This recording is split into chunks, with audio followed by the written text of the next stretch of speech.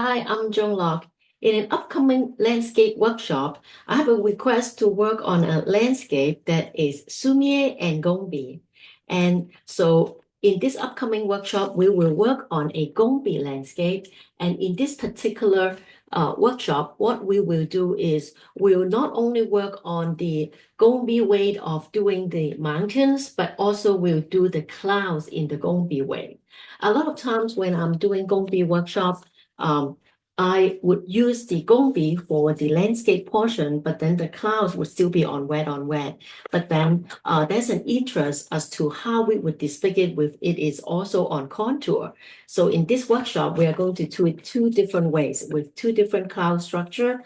We'll begin with the ones that is more a kind of like more like a thicker mushroom kind of clouds, but then on more misty version, we will work on our demo piece, and this will be the demo that we'll work on. And in this particular design, we'll have landscape in the Gongbi style.